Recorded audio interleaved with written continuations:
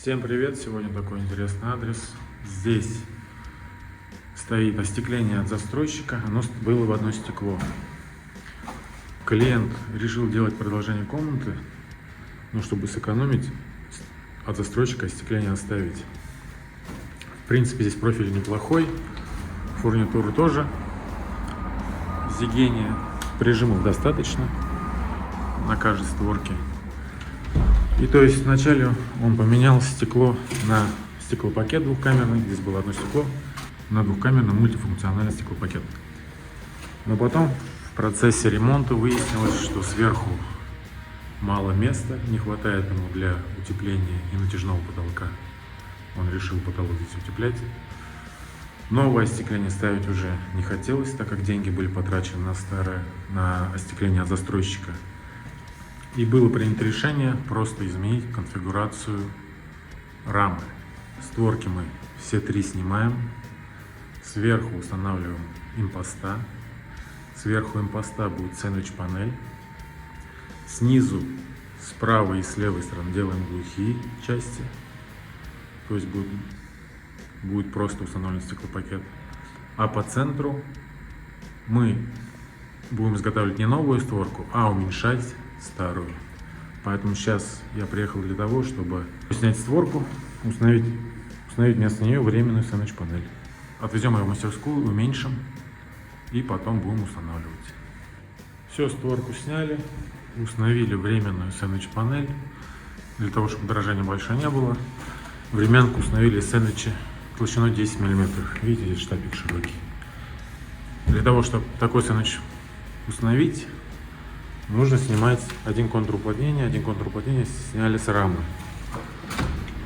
То есть сняли уплотнитель с рамы. Здесь, соответственно, установили сэндвич-панель и забили штапик, который предназначен для одного стекла. Здесь у вас остекление в одно стекло. Вот видите, здесь нет уплотнителя на раме. Сами штапики в размер не отрезали, сразу взяли готовый комплект, чуть покороче, потому что все равно это времянка.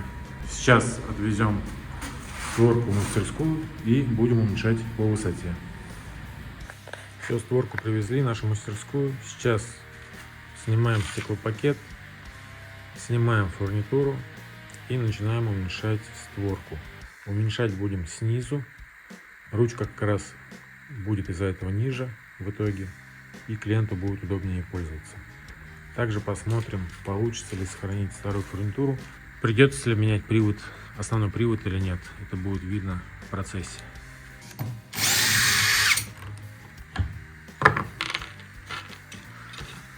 Стеклопакет сняли нижнюю петлю. Сейчас снимем основной привод и снизу угловую передачу.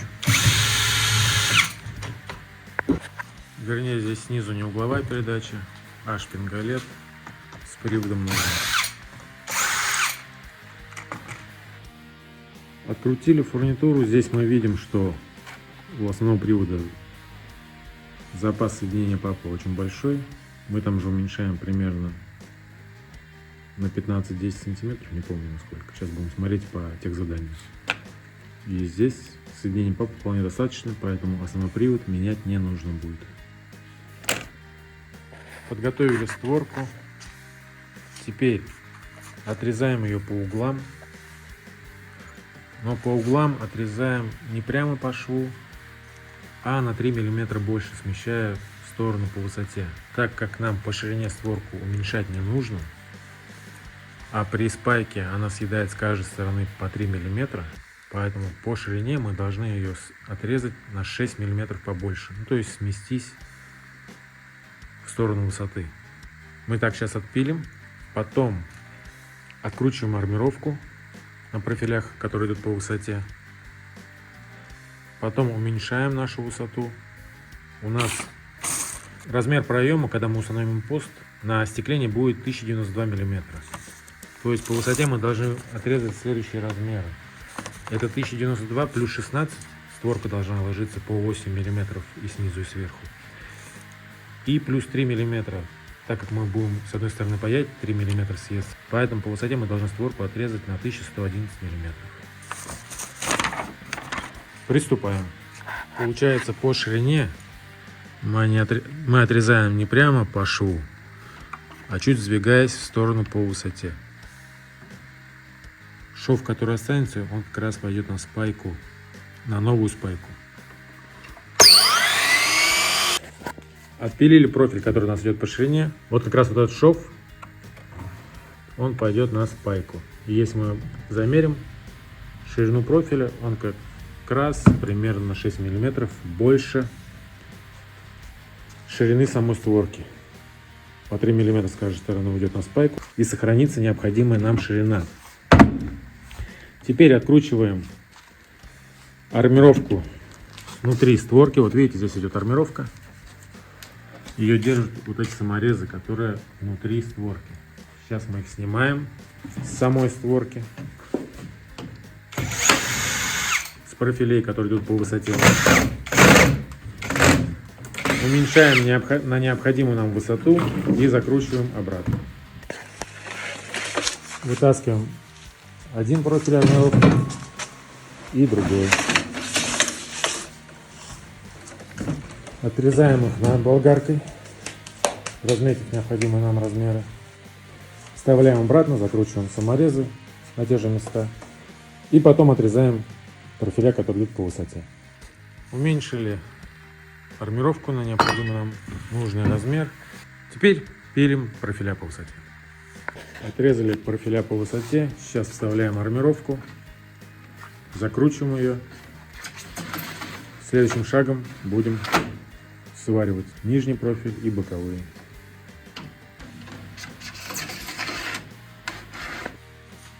Сваривать будем на обычном простом одноголовочном ручном станке.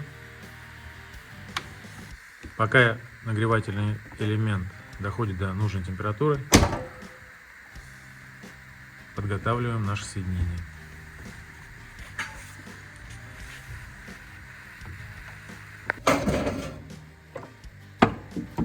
Вставляем нагревательный элемент и прижимаем два наших профиля.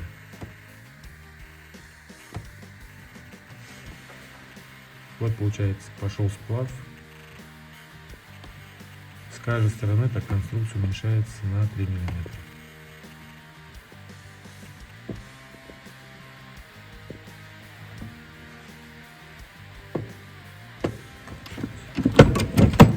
Потом вытаскиваем и прижимаем.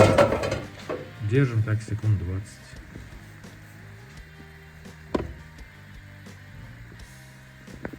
Один угол готов.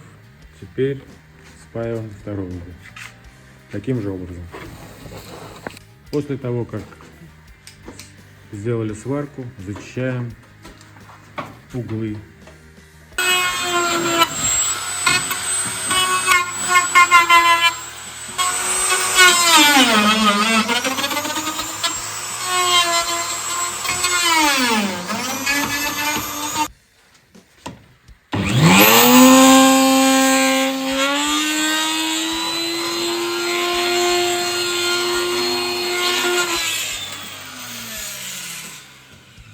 Также зачищаем сварные швы.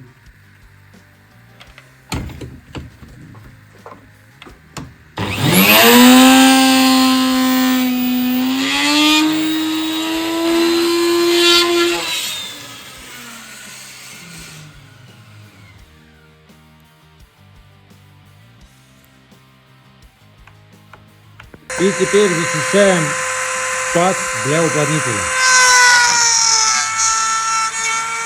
Под стеклопакет и под самой створкой.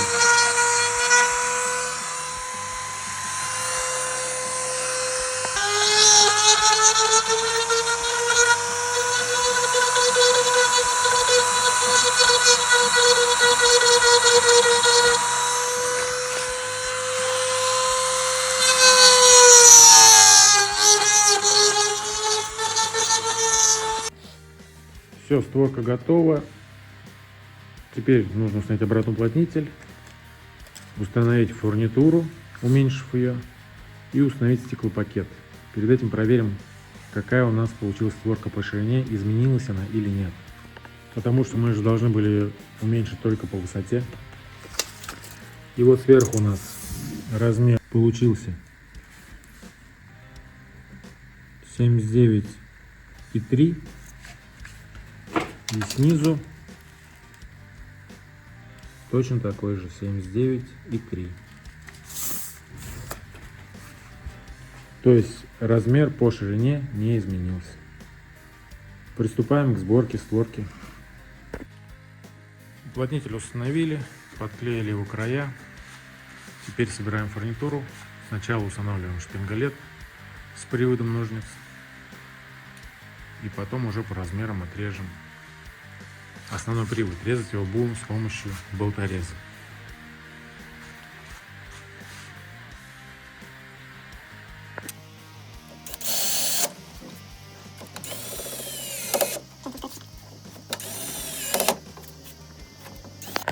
Установили шпингалет с приводом ножниц. Теперь устанавливаем основной привод. Вставляем его в отверстие. Центрируем с помощью ручки.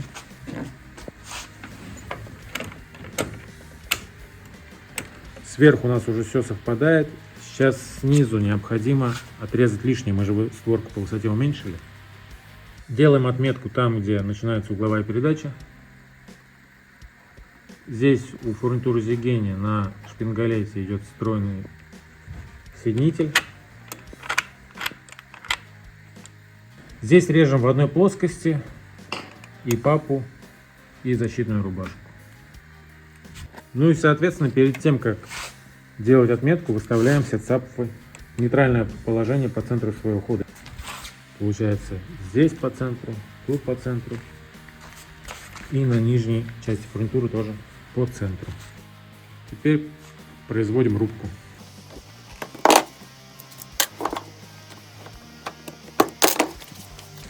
И устанавливаем.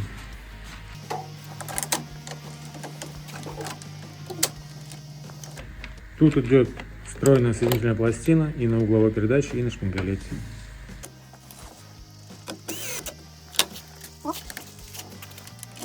Все, фурнитуру собрали, теперь вставляем ручку и крутим, проверяем, как все двигаются цапфы. До конца ли поворачивается ручка.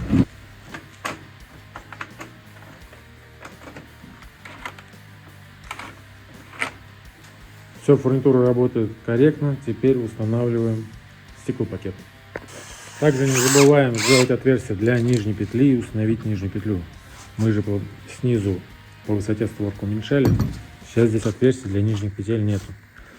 Для того, чтобы сделать правильное отверстие, отпозиционировать, используем шаблон. Ну, либо если шаблон нету, можно сделать по отрезанному профилю, посмотреть, как было здесь, и перенести отверстие на новую створку.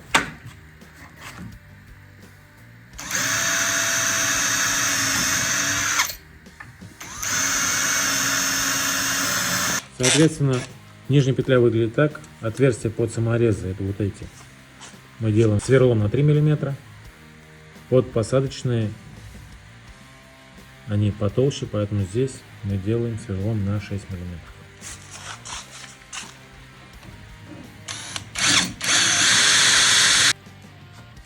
Все, отверстия готовы. Устанавливаем нижнюю петлю и закручиваем на саморезы 4 на 35, либо 4 на 40. Ну и далее отрезаем штапики. По размерам, по ширине у нас остались такие же, как были. Уменьшаем штапики по высоте и устанавливаем стеклопакет.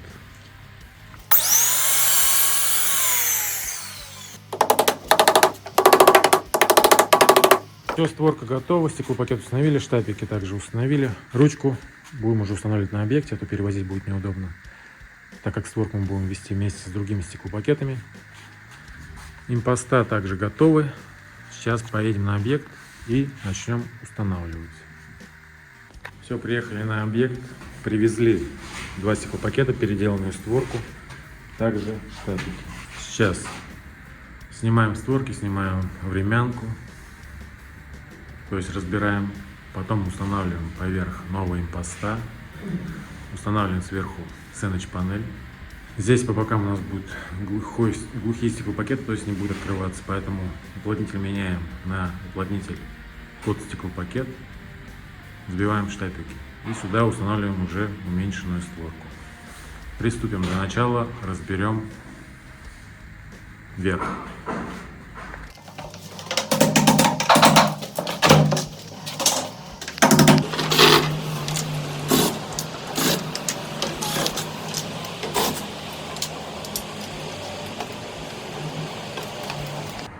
Верх разобрали, также сняли уплотнитель, потому что здесь будет глухой стеклопакет, нужно уплотнитель установить под стеклопакет.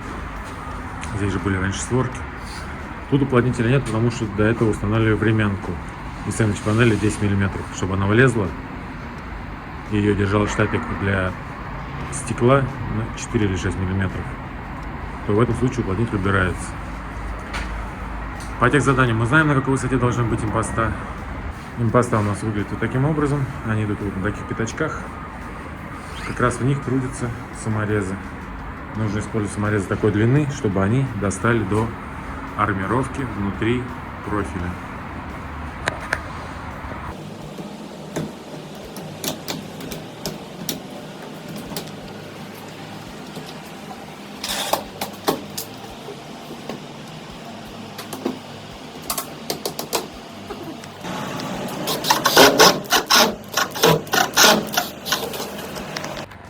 Все, импоста установили, закрепили их с каждой стороны. Теперь необходимо вот эту стенку с двух сторон, и сверху, и снизу, нужно убрать, для того, чтобы канавка была одна открытая, чтобы уплотнитель установить по периметру. И так на каждом импосте. Сделать это можно с помощью сверла либо 3 мм, либо 4. Получается, вот таким способом сделали канавку, и теперь уплотнитель можно поставить по периметру. Самое главное не просверлить впереди идущую камеру. Ну и так со всех сторон. После того, как везде сделали канавки под уплотнитель на всех углах, устанавливаем на левой части и на правой уплотнитель под стеклопакет.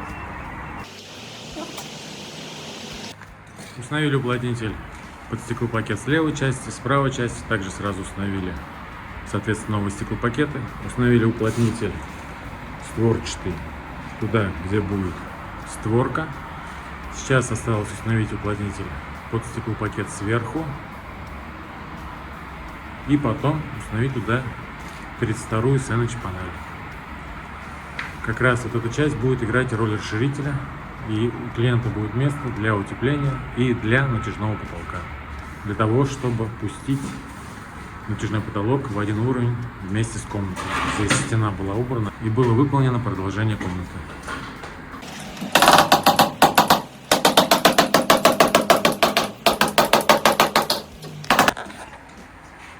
Забили сверху сэндвич панель, которая как раз дает место для утепления натяжного потолка. Сейчас нам осталось повесить верхнюю петлю. Для этого используем шаблон. Здесь фурнитура Зигения, шаблон тоже используем от Зигения, и сверло на 3 мм.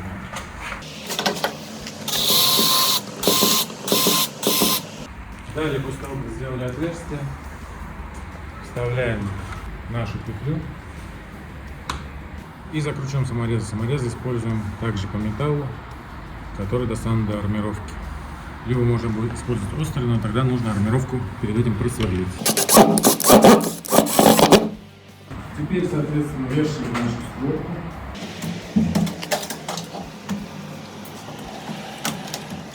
Одеваем накладку.